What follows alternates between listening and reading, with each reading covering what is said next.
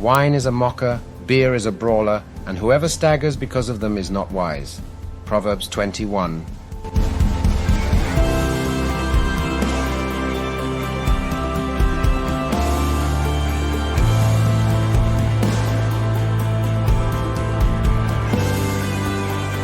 Welcome back to the Go to Hell podcast. Strong opinions, weekly held about Christianity, the church, and beer. I'm your host, Tim Curley, and I'm joined by my co-host, Colton Pierce. Colton, how are we doing on this Tuesday? Doing good. We're back on Tuesday nights. Got a more regular, consistent schedule going for summer. I say that, but we're going to have to skip next Tuesday because I'm headed to Seattle, Pacific Northwest. The Emerald City. For the weekend / early part of next week, so I won't be back till Wednesday. So we'll have to do a later week podcast next week, and I'll let you know if Kurt Cobain is still dead over there. Yeah, that's the plans for my weekend. So I'm excited. I haven't seen my parents in like 8 months, 9 months, 10 months, who knows. So many months. Yeah, many months. So it'll be good to see them for a bit and then come home. And then pretty much after that, I'll be landlocked because the wife's pregnant. So got 13 more weeks left. We're in the final trimester. Oh, no, we're going to San Diego at the end of July. Oh, that's right.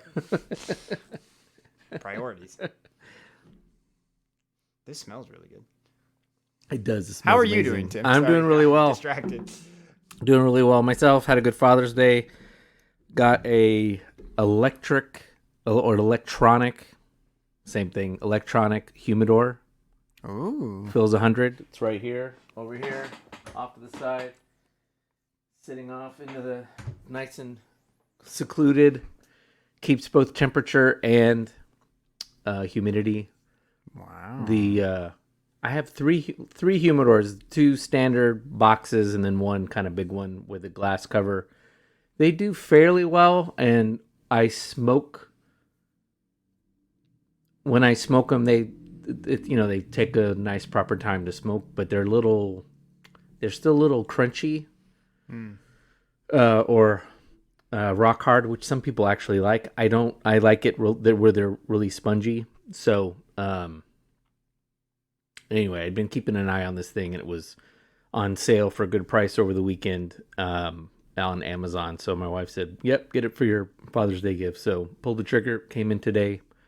It is seasoning now, so won't really be up and running in time for Saturday's cigar club, but it'll give me something to talk shit about to everybody else. So, Right. Priorities. Yeah. Sitting here, drinking beer, talking guys, dreaming, killing time, living life with some We're drinking beer tonight. Oh, this is delicious. Give it a minute, in my opinion.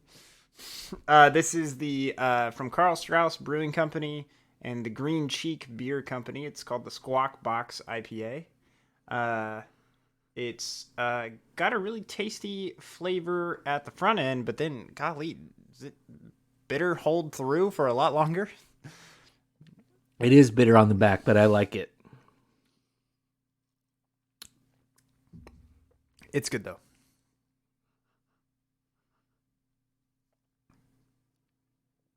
Maybe see shorty glasses we're drinking out of. Yeah.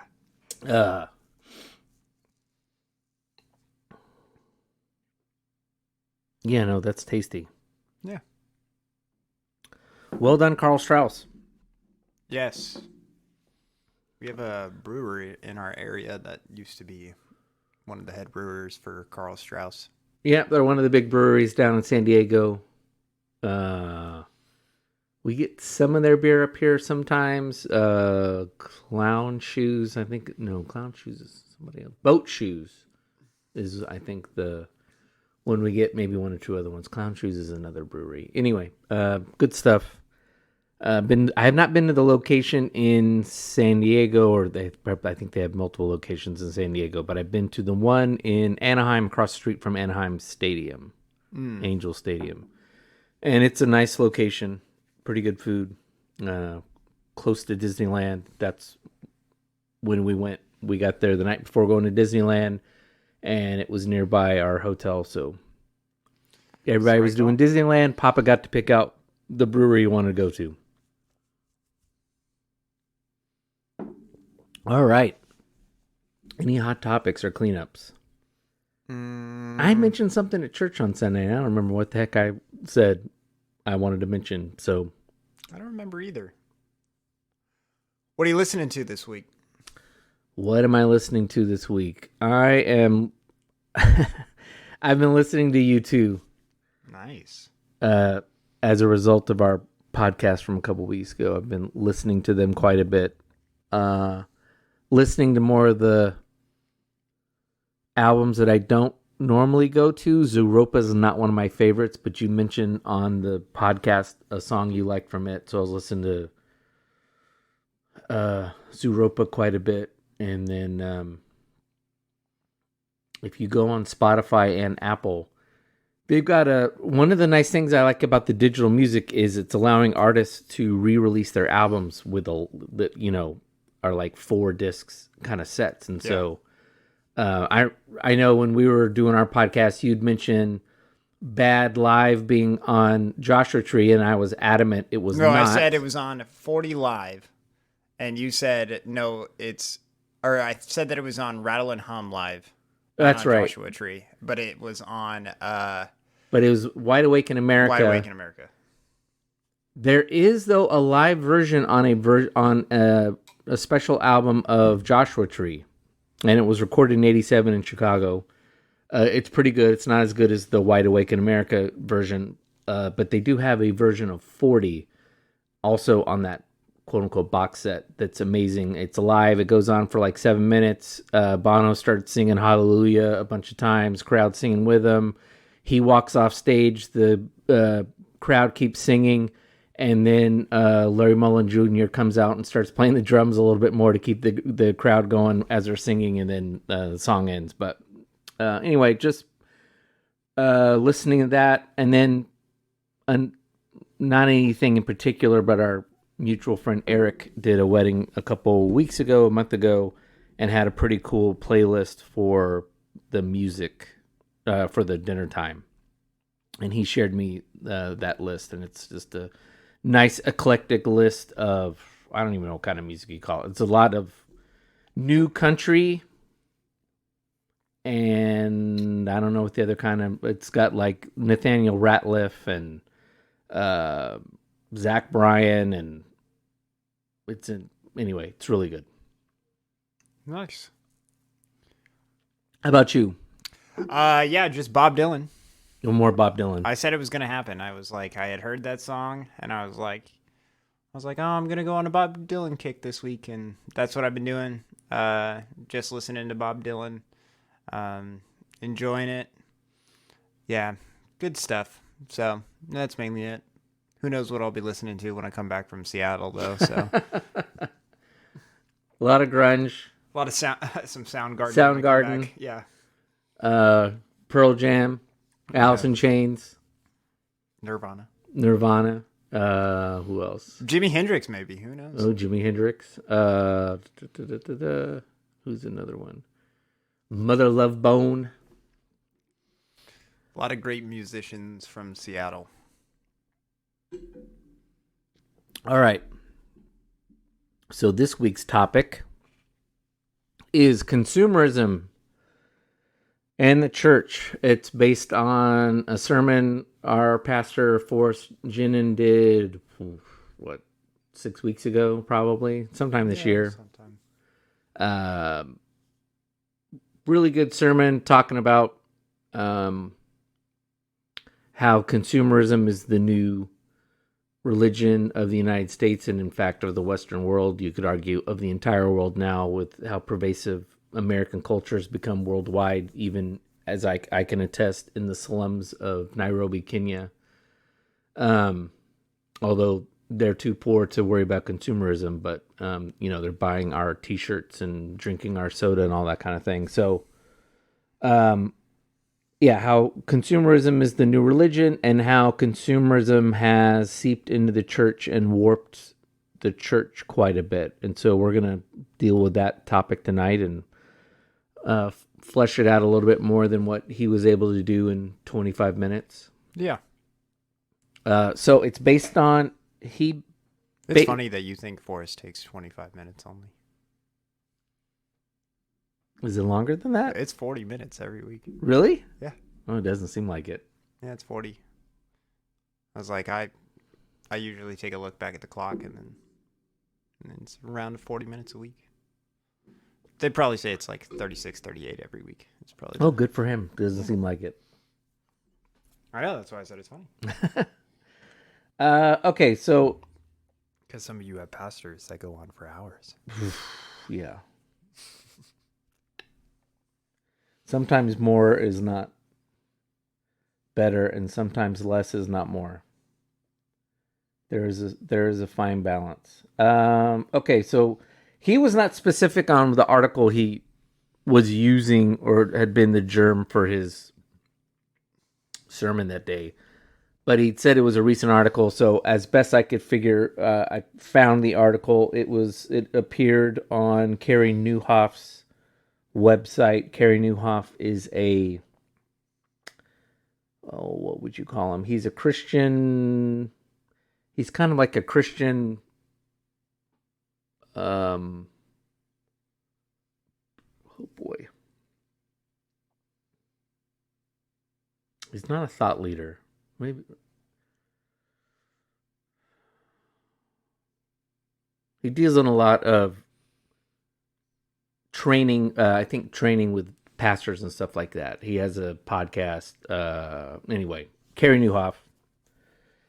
It appeared on his website, although he didn't write it. The article's actually written by Joe Terrell, who is content manager at careynieuwhof.com, and then has other writings on other platforms. So I'm going to read from the article, and then we're going to respond as we go, and then kind of flesh out stuff that he's talking about. So Yeah. for the past 6 decades, the local and institutionalized church has positioned itself as a place to be entertained, discover your purpose, and, quote, plug into community. And it's a strategy that's been wildly successful until now, echoing national trends of a growing distrust of large institutions. A 2017 Gallup poll found that 41% of Americans view the church as a, quote, trustworthy organization, unquote. According to Barna Research study, only 2 out of 10 millennials believe church attendance is important or worthwhile. At the same time, nearly 40% of millennials consider themselves religiously unaffiliated. Additionally, members of Gen Z, the generation currently entering college, are twice as likely to identify as atheists than the general population. What happens to large institutions when people begin to lose faith in large institutions? In other words, what happens when miming secular culture finally leads the church down a road it can't follow without dismantling itself? While high-profile scandals, partisan politics, and generational shifts in opinion regarding controversial social issues certainly contribute to modern disillusionment of organized religion, I believe a much larger unifying force is at play here. It's called consumerism, and it affects nearly every aspect of your life. Consumerism has not only infiltrated our understanding and application of Christianity, but is also essentially a religion in and of itself. And by almost every metric, it could easily be considered the most successful religion in the history of humankind. All right, what is consumerism?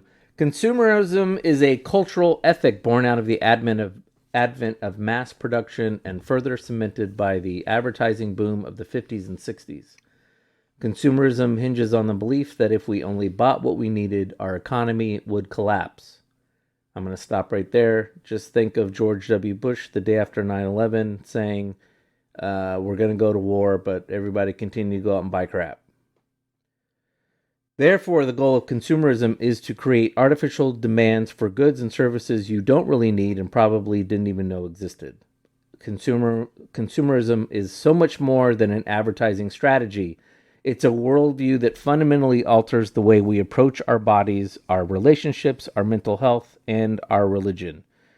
There is no aspect of the American experience that hasn't been infiltrated by consumerism. In The Shattered Lantern, Ronald Rollheiser writes, quote, "Our lives become consumed with the idea that unless we somehow experience everything, travel everywhere, see everything, and are part of a larger number of people's experience, then our own lives are small and meaningless," unquote.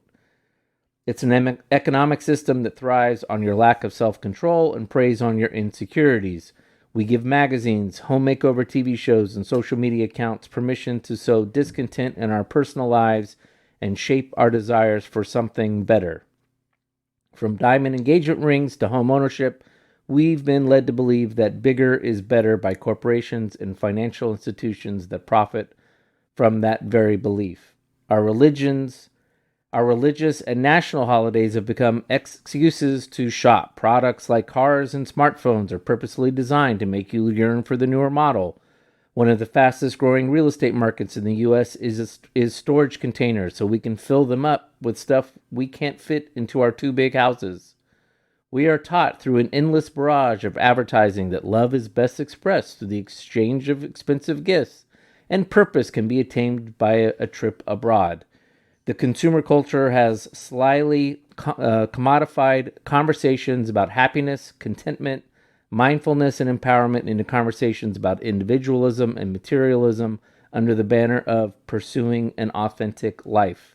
Even the virtue of simplicity quickly became the marketable aesthetic of minimalism, another quote-unquote lifestyle only available to those wealthy enough to afford it. In Sapiens, Yuval Noah Harari writes, "Consumerism sees the consumption of ever more products and services as a positive thing. It encourages people to treat themselves, spoil themselves, and even kill themselves slowly by overconsumption. Frugality is a disease to be cured. Consumerism has worked very hard with the help of popular psychology. Just do it. To convince people that indulgence is good for you, whereas frugality is self-oppression," unquote.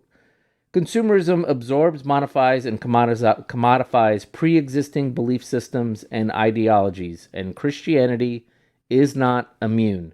Because make no mistake, consumerism is a religion.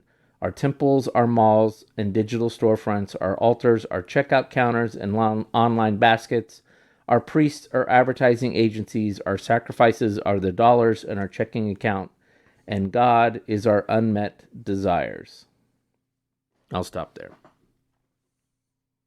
So what's the solution, Tim? Well, let's just...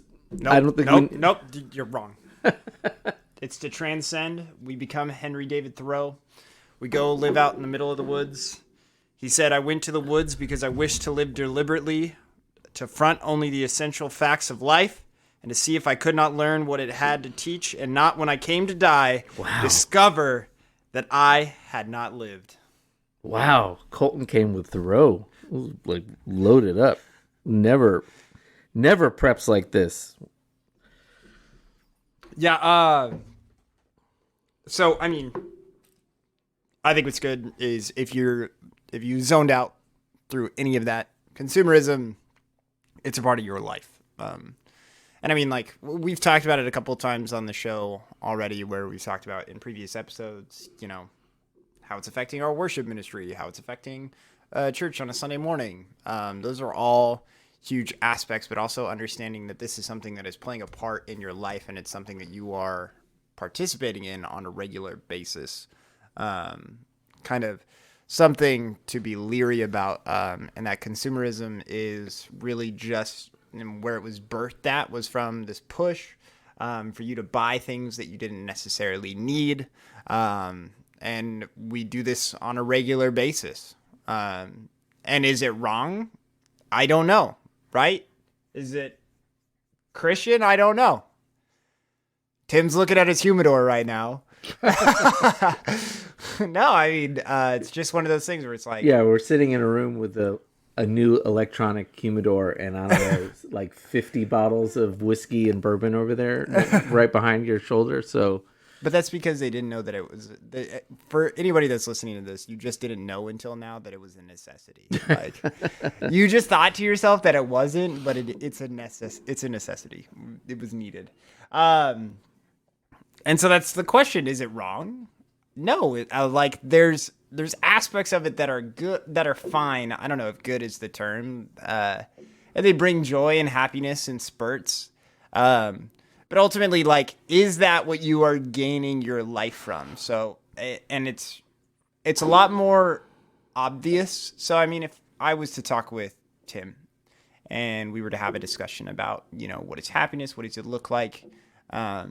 We would sit there and we would both say, like, it's really about sharing opportunities with friends. And I know that when, Tim has his humidor, he thinks about smoking with his friends. He thinks about those types of things. It's really not just a me, myself, like I just want this, which is kind of the dangers of consumerism. Whereas if I ask my students, and especially now because of how pervasive it has gotten, if I ask a group of 14-year-olds, and you may laugh and be like, well, of course they're going to say that. But in all seriousness, at what point does it shift to where I ask them, what is more important? Is it important to love someone for the rest of your life, or is it important to have millions of dollars? And they'll all say it's millions of dollars. I've asked them. I've done the question to my classes, and all of them, hands down, choose money every single time. Which is, I mean, if you're listening to this show, you may agree with them. You're like, yeah, money could solve a lot of problems for me. So, I don't know. It's tough. I would say, look, consumerism, there are a lot of things that come along in society and civilization that are really just they're a manifestation of what technology allows for. And so the reason consumerism came about because of the radio. Yes, we had newspapers before, but I mean, you were limited by advertising, radio, and then you have television, and then it really explodes as television grows, and then we have the internet. And so it's not a coincidence that consumerism explodes once people are starting to put televisions in their households. And we have things like magazines as well. And so companies are really starting to be able to craft this. Or where you receive an advertisement every 5 swipes of your phone. Well, yeah, and then we've got that now. So, or you can't watch a YouTube video without getting an advertisement. And I would imagine I didn't take any courses on it in college, but I would imagine there's probably a lot of psychological analysis that goes into it. That's frankly very clever and manipulative. They know how the human brain works, and so a lot of it is, yes, they're manipulating. Now, one of the reasons why, the article will continue to go, we'll keep reading from the article, and the article is going to point out why the church, by adopting consumerism, has hurt itself. But one of the things I think that secular, let's talk about this in terms of brands. One of the reasons why I think it's actually consumerism has hurt the church, not because we've adopted it, but because we've done a terrible job branding ourselves. And if you're hearing this, you're like, well, the church shouldn't be branding itself. Yes, I agree. It shouldn't be intentionally branding itself, but to the extent that it has intentionally or unintentionally branded itself, in the age of mass communication, that branding has largely been, as we have discussed on multiple episodes and will continue to be a center point of the podcast as a whole, as a show, it has largely advertised itself, branded itself as us versus them. Yeah. And rules and reasons for being in the club, and not a reason for finding purpose in the club. Right. And, the writer there mentioned Nike. Just do it. Apple's the other. Nike and Apple and Coca-Cola are probably the three greatest brands on the planet. You can maybe come up with some other, but those are three in the pantheon for sure. Apple's is Think Different, and Coca-Cola, I can't remember what their catchphrase is, but they've certainly, sold people on Coca-Cola. They have sold a sense of belonging to, if you are a Nike if you're buying Nike because you're part of this tribe that believes in something, even if you really don't believe it when you're buying these shoes. Certainly when you're buying an Apple product, and full disclosure, I've been an Apple person since 1984 when my dad bought a Macintosh the year it came out. So I am all in on the Apple cult. But you are sold on it. Yes, I'm going to pay more, but I'm getting something out of it. Being an Apple member, Apple consumer means I'm aesthetically better than people who buy Windows products and that kind of thing. So I don't think the church has really sold a purpose very well. And in fact, in the moments where we have kind of seen positive moments in the church, whether it be the Billy Graham crusades, or even though we've not spoken highly of him, even Rick Warren, it is trying to sell that purpose. And it's not about you're going to hell and you need Jesus because otherwise you're not gonna go to heaven. And if you do these things, you're not a Jesus follower, which again, a lot of the church, Yeah, it's not the right purpose. publicly, and you might say, look, I've been in churches all my life and I've never been in a church like that. There are a lot of churches that don't preach this, but whether we like it or not, the public-facing church, the ones that have ended up on television, the ones that have popularized themselves in politics and then therefore been covered by the media, have certainly been a more toxic us versus them version, and that brand has not sold very well, to use crude language.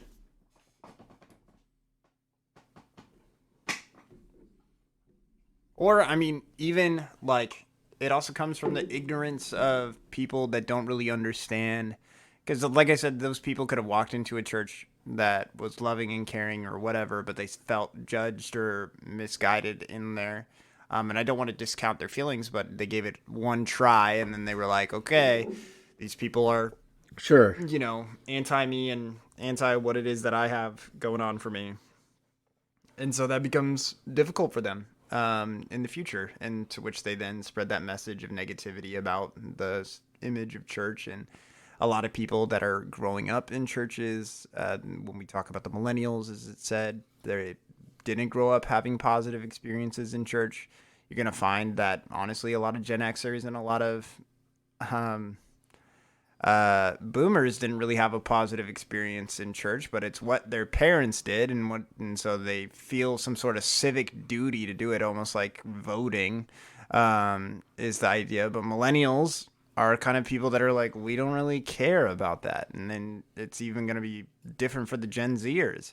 But there's kind of a beauty that comes from it, because from this point, it's no longer there's good and bad that comes with it. Bad is churches across America are going to die as more and more people walk away from the church. But also there's an intentionality now behind a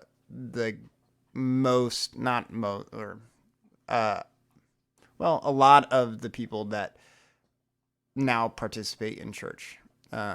They are people that are intentionally choosing to be there on a regular basis, as opposed to just being like, well, it's what dad always did, so I gotta be here.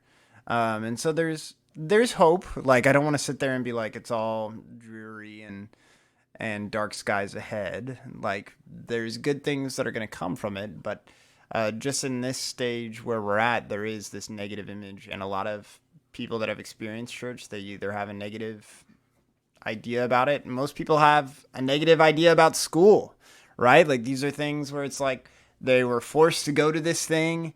They could have had great teachers the whole way through, but they're like, school is not for me. I don't like it. I have to sit in this room for hours on end.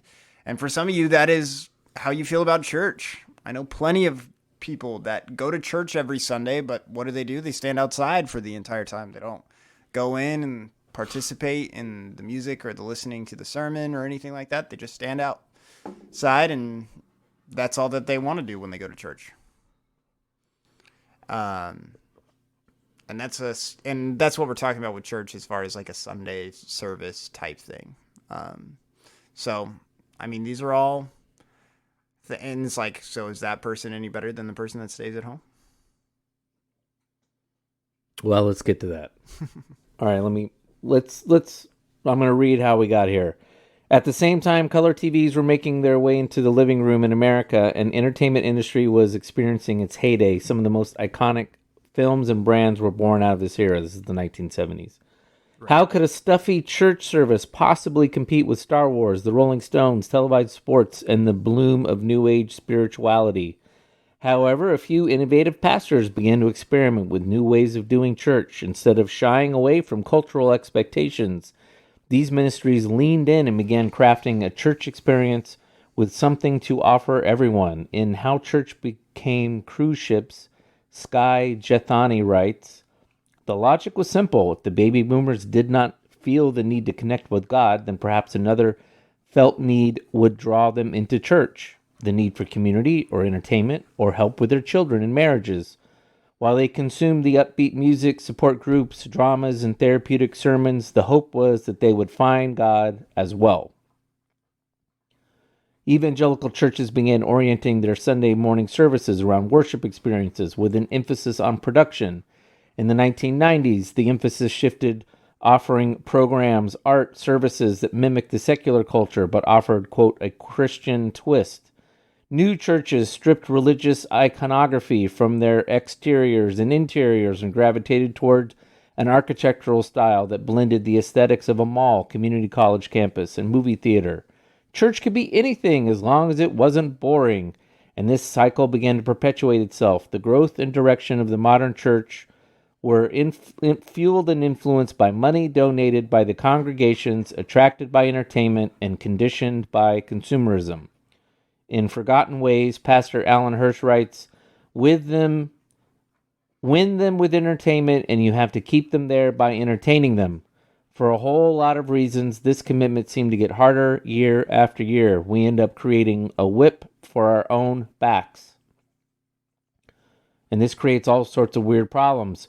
For example, people become more prone to leave if the reason they were attracted to a church, entertainment, community, etc., in the first place gets a sleeker, more productive counterpart in the secular culture. This phenomenon explains in part the surge of popularity in quote-unquote community-based fitness programs like CrossFit and SoulCycle. Additionally, seeker-friendly churches that construct their congregational appeal around family-oriented programming often find it difficult to engage young professionals who don't have children and re-engage parents whose children have left home. It is important to note that none of this was driven by ill intentions. It's simply an organization responding to market pressure. And a lot of these changes were for the better. Obviously, we shouldn't try to make our church experience more miserable and inaccessible to the average American. And it worked. God clearly used and is using the attractional model to change countless lives for the sake of the gospel. But there was a cost, and it's catching up to us. Okay. A lot in there, particularly the little bit about the modern church and being geared to families. That has been a problem that's been discussed for decades. I remember when I was a college leader reading a lot of stuff, college groups all around the country, small churches, big churches, were really having a hard time finding any kind of stickiness with college students. I think a lot of it was just, again, the culture was secularizing, and parents didn't know that their kids just weren't buying it. Christianity had stopped becoming this generational thing that just kicked over for whatever reason. But also there was a lot of kickback from and feedback from college students and recent college grads who are writing about their church experience, saying like, yeah, there's really no place for 20-somethings. Yeah, and I don't think there ever will be. I think that they're an excitable group. They're also a very fickle group, so inconsistent in their schedules, in their life, and so therefore they're not. And I mean, like this is the hard facts. Like I went to this church in Northern California called Bayside, and I talked with their youth pastor there, and I think I've talked about this before on the podcast. And I went there and we talked about high school ministry, junior high ministry, and college ministries. And they have a college campus that they partner with. They have William Jessup universities right there. Christian campus. They get a lot of students from there. But how many of those actually stay and they retain? Because again, what they're doing, and whether we like it or not, is you still view where you put your money based off of who brings in money. And so when it comes to college students, because they aren't stable enough, they're not there on a regular basis. And what's the other key factor? They don't tithe. Right. High school students, junior high students, they don't tithe. And there's no direct correlation between high school ministries and junior high ministries that they bring in their parents to be tithers. So the reason why family ministry is always really good, or focusing on children's ministry and why that's always such a huge ticket item and why churches focus on it, is because you have now guaranteed the parent for several years. And they're more likely to be involved if their kid is involved, and for them to also, and the more that their time that they spend there, then the more likely they are to give. These are also people that are a little bit farther along in their lives. They have more money most of the time. So that's why that middle class soccer mom setting is actually basically the backbone of churches across America. It's the moms that are getting their kids involved in MOPS that are they are the driving force of, they're the most likely to volunteer and help out because that's what they're doing with their kids in school. They're still actively participating, but as the kid becomes less likely to engage with mom and dad, the parents pull further back, and so you get less volunteers in junior high and high school, and especially in college, and then eventually you end up with that kind of idea where, again, it's not making you any money, and it will continue. I still believe it will continue to make the church money if they focus on the family ministry, because again, like it said before, this is now offering childcare, so people are going to still continue to have kids. They're going to keep bringing their kids on a Sunday morning. They're like, oh my gosh, it just at least gives me an hour break or whatever kind of stuff, and it's free. So those are, I agree, but again, this is something that literally a staff member at Bayside said, like, yeah, it's a money thing. Sure. Like, it's literally, you look at every single person that comes into the church as a staff member.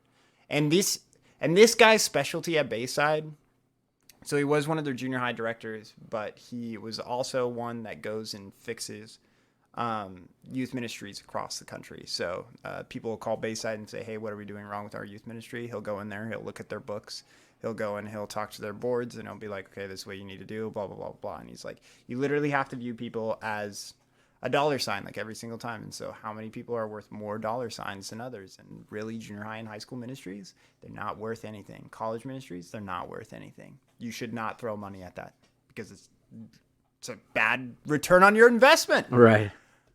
And is that how we're supposed to view the world as Christians? Is that how we're supposed to look at it? Well, if the church is an entertainment complex, which is what it is, then yeah, you have to look at it that way. You have to look at it that way. Yeah, exactly. And that's the dirty.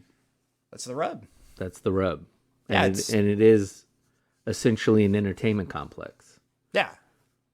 The church, and when we talk about the church, we're talking about that Sunday morning, idea. That's not necessarily our mission and our vision that we're called to.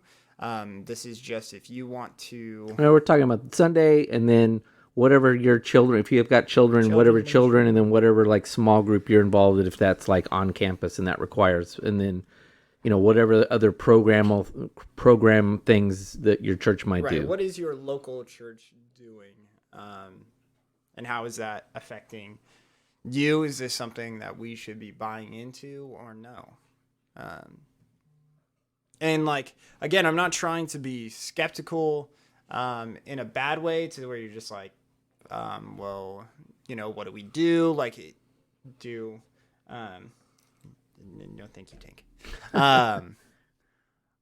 You can get angry or upset about it, but really at the end of the day, like, this is just the truth of how big it has gotten. And that's why I still think that there's a lot of good behind the home church and kind of getting back to some of those basics.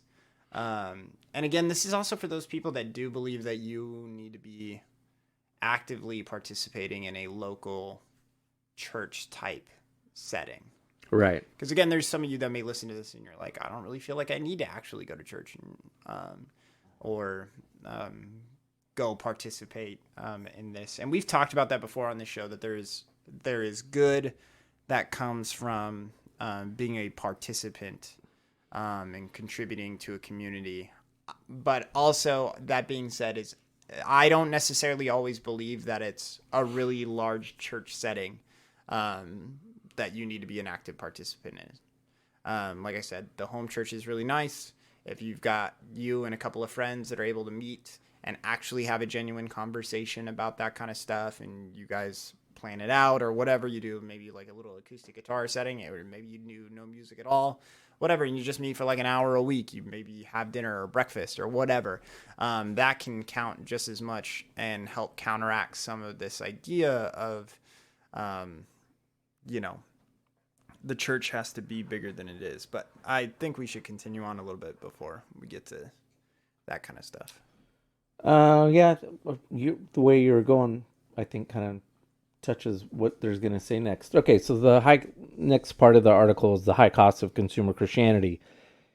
If you've been an active church member in the past decade, you've likely heard sermons about nominal or in-name only Christians. This is shorthand for the type of churchgoers who attend the Sunday service and participate in some of the programs, but lives virtually indistinguishable from the surrounding culture. And there's a little bit of irony in this, because the system that laments vapid and shallow Christianity is often the same system that creates vapid and shallow Christians. For example, within Christian publishing, there exists a broad market for books and articles that point out the deficiency in the modern-day church and churchgoer, of which you could include this very article.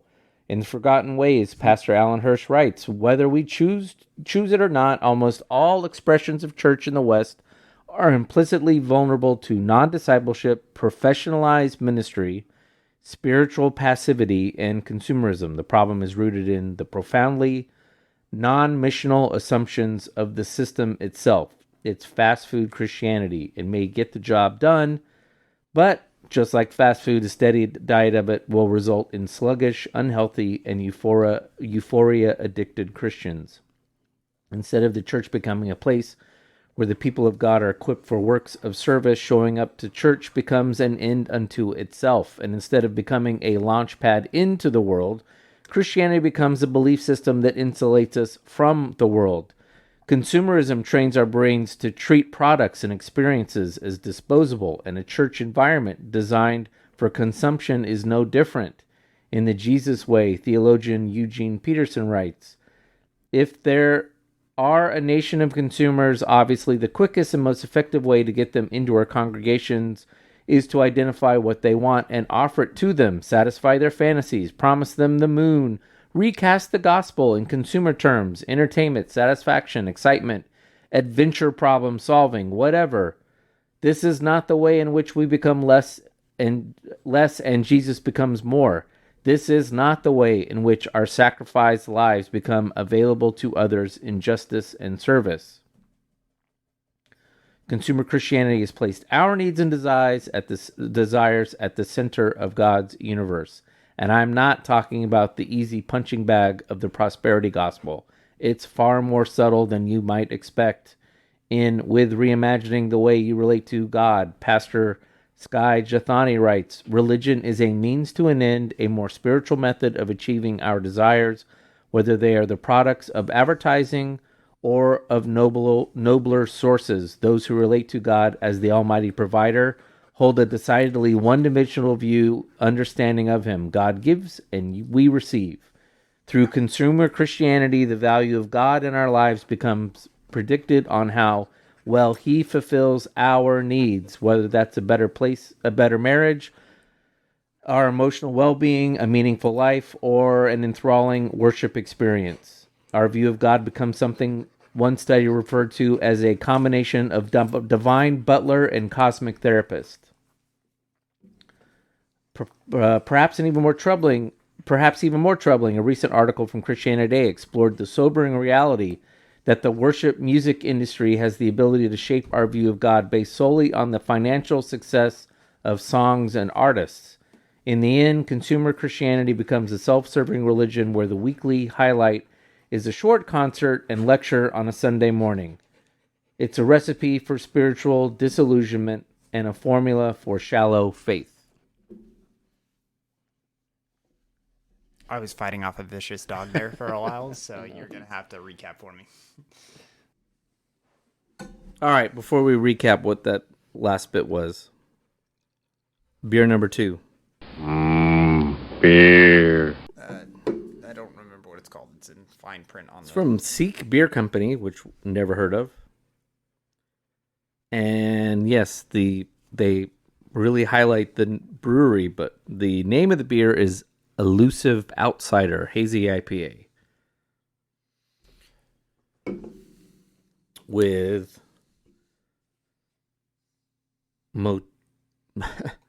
Moteca, Nectaron, and Nelson Salvin hops.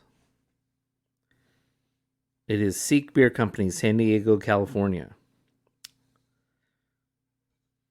By the way, Seek is S-E-E-K. Yes, which is fitting for this week's episode.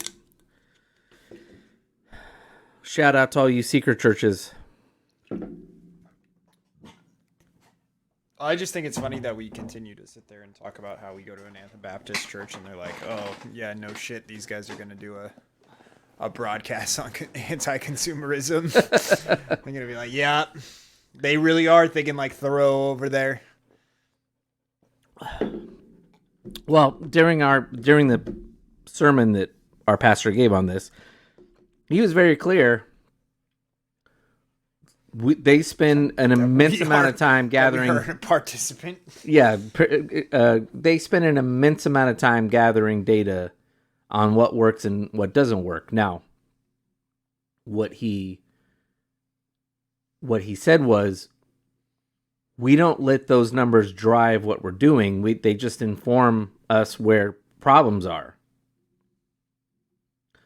Which is, I think, what any good, let's call it polling, should do. If you have a conviction, you still do the polling, but you don't change your mind because the popularity says, oh, that doesn't work. It just informs you we got a problem. So we either need to work better at trying to do what we're trying to do, but I still think it's a little horseshit. I was like, I think he's like, oh, here's Big Bad, and he's like, which we do partake of, but it doesn't really do. And it's like, I think it's the whole idea of like the invisible hand. Like if you sit there and say like it doesn't exist and it's not pulling the strings of how things are going. Like if you don't acknowledge that to some stake, like you're kidding yourself. Like, well, he was also very he made fun of himself in the church. He said, look, we know why you guys are here. We put on a good show on Sunday. We put on a good show on a Sunday. We throw food trucks out here. Yeah, we said we have a pastor on our board that's only hired for communications, which means that he's supposed to make our graphics look really nice on a Sunday morning. Yeah, no, they do stuff like no. It's a very consumer driven church. Or at least it's a very modern church. It's every bit the church that is being described in this article. Right.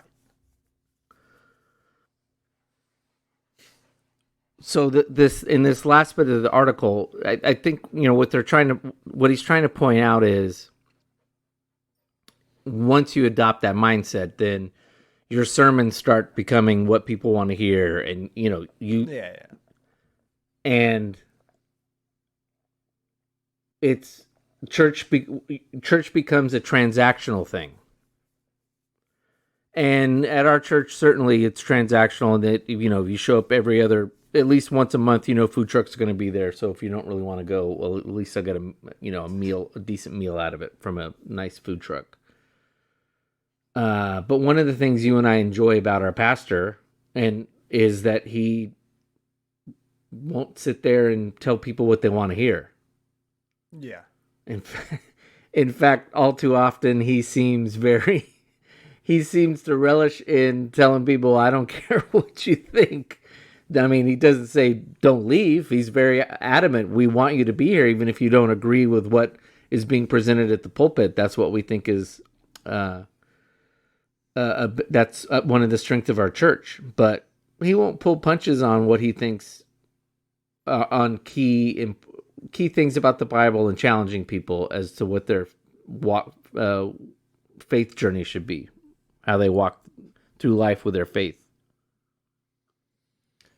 Yeah, I think when it comes to Forrest in particular, which is who we're talking about, I think that he's very good at just being like, yeah, I think like you said, it's really good that he just says, he lays out what we define as the truth or how we are looking at it. There's a lot of times where he'll talk about, hey, this is just an opinion. I just want you to think about it. Very similar to how we run this podcast sometimes, where we're just like, hey, this is just something that I just want you to kick around for a little bit. And that's really good. I'd say that Forrest's heart is in the right place. It's just, yeah, I think the article would suggest it as well, is that you cannot survive as a church nowadays unless you buy into this. So we can sit there, and I mean, like, this is also the beauty of when we went through Mere Christianity and we talked about, everyone's a hypocrite. And yeah, in a way, I did kind of say it just a little bit ago that, like, yeah, he's getting up there and it's almost hypocrisy. There's this, you have this church that is running off of the consumeristic model, and he's saying like, well, like we don't really, and it's like, well, no, like you do. But again, it's something that's unavoidable. And do you sit there and do you blame the church for it? If that's the way that they're going to be able to survive and thrive. And like it said in the article where it says, this has helped hundreds and thousands of people. Millions of people have been saved because of the consumeristic model. But it's saying that things are going to catch up and there are going to be downsides to it. And we're saying that right now there is a downside. Our church as it stands right now is still pretty soccer mom heavy. Would you disagree? No, our church is very soccer mom heavy. It's very at least 1 degree, if not 2 degree, college degree heavy. I think it's more racially diverse than you do. But it's not like we have a bunch of the Hispanics we have going are multi-generational American Hispanics. They're not like, new to the United States Hispanic. So it's a very and we're talking very few to minimal African American. Right, but to be fair, in our neck of California, we have, I don't know, African Americans are like 2% of the population, I think. Right. But it's still, so it's predominantly, it's white. Technically, it's a white church, even if you include the Hispanics, which should be included as white. Thanks, Tank. Jeez Louise. Which, again, for this area, that's not uncommon. No. If you're sitting there thinking that that's like a huge issue, that we should be tackling. I would say that you're possibly not really familiar with the juggernaut that the Catholic Church is in our area. Like it is a dominating church that really dictates a lot of life in this area. Not in a bad way, like I said, dictates, but like there's events, all that kind of stuff around our entire area, and especially due to the fact that we have in Tulare, our particular town that we're in right now is largely Portuguese and Hispanic. So I mean, Portuguese still represents white, European, but yet they have a huge foothold in the Catholic Church, as well as the Mexican Americans and Latin Americans in our area. So, and they would already associate themselves, as they should, as being a part of the Christian church. So you wouldn't be like converting them. It would be the same thing as like trying to get somebody from like a Pentecostal church to come try out your church kind of stuff. But the Catholics in our area are extremely like, this is what you are, like this is your identity. And it's really into the system that way. So if you're sitting there thinking like that's a problem, like you guys need more diversification, you got to know like kind of the whole setup around our area, and what that looks like. So if you are familiar with that, then there you go. But if you don't know, that's kind of how it goes. So there's damn it, Tank.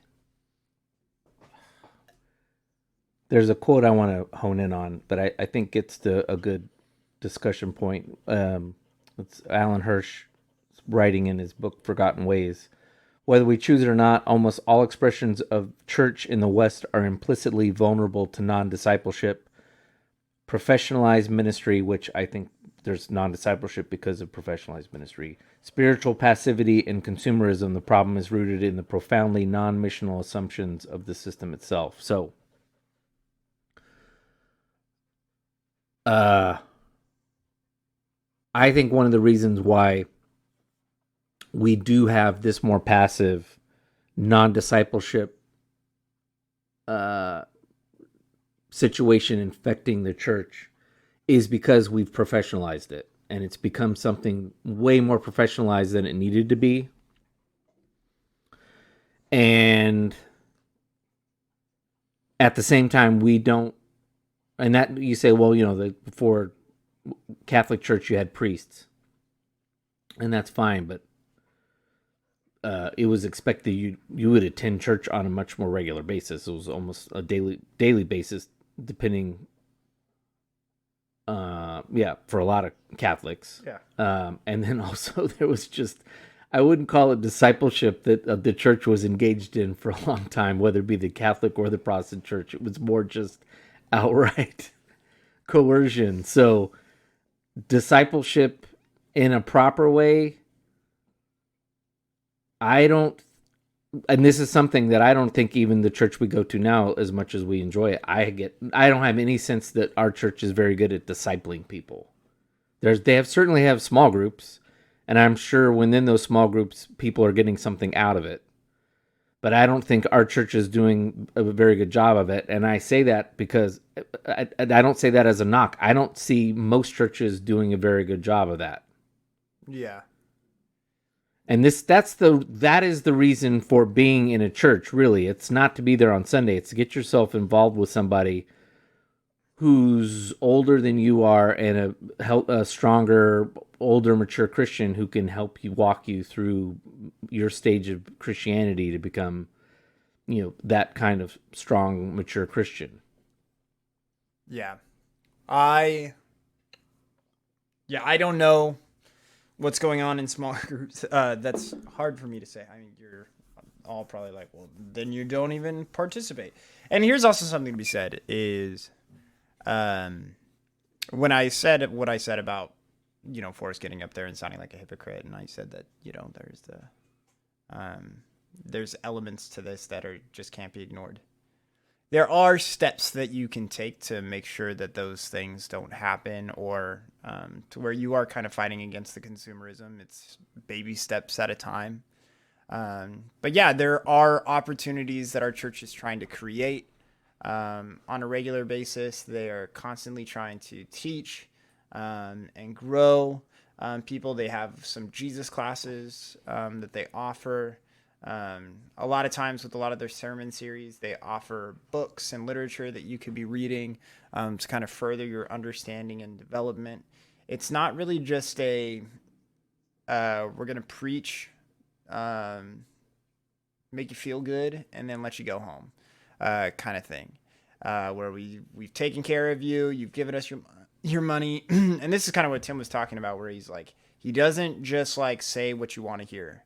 So it's not just about giving us your money and then getting out of here, which is kind of how it feels like from some churches. That's why when we say some pastors don't really have a lot of grit to their sermons, they're kind of just soft and they make you feel good and then and get on out of there. And they do that every single week. Yeah. It's like week in, week out. They followed the Rick Warren method. And yeah, it does seem like things are just about like buy my book or buy my this or that, buy my product that I'm selling you, because it's what's best for you. And the reason why it's best for you, and what a majority of people in the country believe, is that, well, it's because I get to be saved out of it. Right. And so that's tough. But going on to what we were talking about with discipleship, yeah, I know that like I said, I know that there's small groups that exist. It's hard. Like, we already have a small group, where we have good, genuine discussion with guys from a variety of age groups on a regular basis. It's our Korea group on Fridays. Yeah. And yeah, it happens at a brewery. There's no thing that says that it needs to happen at a church or and you may sit there and be like, well, are you talking about God every single time? And it's like, nope. And if I am being honest with you, most small groups should probably not be talking about God every single time that they meet. You should be getting to know the people, hanging out with them, Yeah. doing life with one another. That's discipleship. And it's so that when you are able to, you have, Tank has been a heathen this evening, and he just walked in with a roll of toilet paper and just plopped down. And it's like the toilet paper is like half mangled, like already. Go to hell, Tank. So I say that to, again, we have that already on a regular basis for us. And so I've never felt the need to get involved. I'm already out. Like, if it's club water polo season, I'm already out 5 nights a week. Oh no, I get my Mondays off usually. So, and then I get Tuesdays are podcast and water polo, Wednesdays are trivia night, Thursdays are water polo, Fridays are Kaweah. And then, so it's just like, and then who knows what's going on Saturdays and Sundays. So Yeah. it's just a busy, it's good. I stay busy, I stay having a good time, but it's just like on top of that, we want to throw another, like, where, but it's like, no, I already do that with some people. And honestly, what's great about it, as far as what our group is that one, again, key thing is that it's a variety of age groups.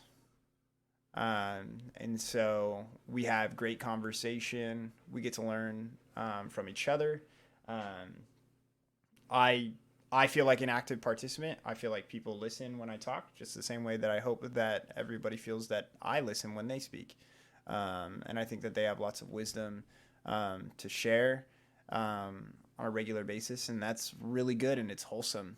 And again, we're not trying to get anything out of each other, right? Like, it's not buying into this consumer type model where I'm just sitting there and being like, what do I get out of this or anything? Honestly, it's just about sitting there and having a good time and taking stress off my plate by sharing about my week and about what I'm struggling with, and hearing about what's going good for someone else, or maybe what somebody else is struggling with and some of the problems that they're having and that kind of stuff. So, We had a good discussion 2-3 weeks ago. Our friend Jay, he's, should I say his age? Jay's 60. And then it was Jay, myself, I'm 50-ish. I'm early 50s, 51. And then Eric's 28? Yeah, so 28, nice 27. Range of ages there. And Eric tends to be more progressive. I don't know if he fits a clean category, but he's more progressive. Jay's certainly very conservative. We somehow started talking about homeless. And Eric volunteered, or Jay asked how he knew something about what was going on in the homeless in our area, and Eric said, I go there twice a week. I visit these people on a regular basis. Literally said they're my friends. And Jay he wasn't offended, but being conservative and having a particular worldview of homelessness, just was okay. Why do you feel compelled to do that? And Eric just flat out looked at Jay and said, and did it as a peer, not as someone who's 60, his elder. And Jay, to his credit, was asking Eric as a peer, not as his elder. Eric said, because Jesus said to give to the poor and feed the hungry. So that's what I do. I go there and give to the poor and feed to the hungry. I literally do it because Jesus said to do it. And Jay said, okay, that's a good answer. So, that was 3 or 4 beers into Kauai. So, and I will say this podcast has become more and more of a conversation starter within our groups, that's what my hot topic was. I wanted to say to the listeners out there, we started this little project as something that we would hope would spark other people to do what we do on the show, and what Colton was just talking about. Having these conversations within your own peer groups, your own group of friends. And so church doesn't have to be just on a Sunday or during a small group time with people that you don't really know very well, or don't really, to be honest with you don't really like, even though you go to church with them. And sometimes those aren't the best conversations, also because you're just like-minded. So how are you going to have a really good conversation with like-minded people? So, replicate this where you can, if you've got the ability to do so. So yeah, and I think, again, that's what I would say is go into the woods, so to speak, when it comes to yourself. Remove yourself from the idea of the big church and seeing that as church. I think there needs to be a shift where you need to find that discipleship is really what you should be partaking in. And that's why I say that the home church really works nice, because you have 10 people or 5 people or 7 people that are all sitting there doing life together, where it's like, yeah, when you invite somebody into your home, you're going to ask them, like, hey, how's work? How's this? I don't get that on a Sunday morning, right? Like, nobody asks me that. I walk in there, I say good morning, I show up late, but I leave that building and I talk to Tim. And I talk to you, and then maybe one of the pastors. Like, I really don't know many people there, because we're not a part of a small group, because our schedules are busy like yours. We do teach a financial, it's not quite financial piece, it's not Dave Ramsey, but it's similar. We do a financial class once or twice a year. So that's our small group when we're designated to lead that group. It goes on for about 8 weeks. So, but I'm not in a small group of the church, so I'm not really, when I meet people. Then those people try to avoid Tim after it's all done, because then they're like, I'm not following it, and I don't want him to ask me. So they just literally they're like, I was really good for 8 weeks, and then I spent all my money, and I've racked up $20,000 in credit card debt. Okay, bye, Tim. So they just actively see him, and they're like, go, get to the car. Yeah. And our church is Our church is big enough that we have probably met 5 or 6 couples. We certainly know a couple couples other than you guys, because they were already going to that church. I don't ever see them because that's how big the church is. And it's not like I would just sprint to the car when service is over. I stand out there and mill around, and if I don't see you, it's kind of like, all right, who else am I going to talk to? I don't really see anybody. I don't even see the other people that I do know in that church, because that's a big problem with modern church. And that's why they have you. That's why they have you get involved. That's why they have you get in small group. I want to say this about small groups, and I think this is one of the problems with small groups in church. The best one that my wife and I were involved in was at the previous church we were at, and they did a reboot on small groups. I think they called them community groups. And We did 40 days in the Word. I think we did do 4 days in the Word. Danica, I had to keep Danica to pipe down so she didn't ruin it for everybody else. But they required, this is when we had a pastor, an executive pastor that you and I really like, JC, and he was and is very missional minded in his view of faith. His approach, yeah. And so he required each group had to not just meet for however long, like 10 weeks or whatever it was for that session of the small groups, or however long your small group existed. You had to adopt some sort of like charity thing to do, like agree to clean up a school or whatever. And our Run group, the soup kitchen for our group decided to throw our weight into the soup kitchen. And we had probably a good chunk of the folks in our small group didn't have any desire to help the homeless or had no experience with it. It wasn't on their radar of something that was important. And that became the thing that really cemented the group together. Why? Because it gave us a purpose that we got to do. And we do it every Saturday. We did I think one Saturday a month, maybe 2 Saturdays a month. But everyone, after a while, looked forward to that Saturday that we did it because, again, humans exist to find purpose in what they're doing. Right. And when all you're doing is sitting around and people are bringing cookies and you're having coffee and you're talking about a book that the church is having you read, or you're discussing what the pastor spoke about on Sunday and trying to get more depth into it, it's all fine. There's nothing wrong with it.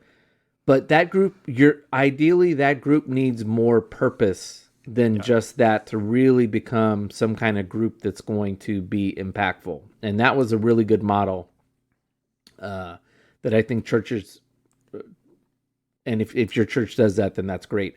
And that's why you and I are big fans of the home church model, which we've been talking about hypocrisy for the last hour and a half.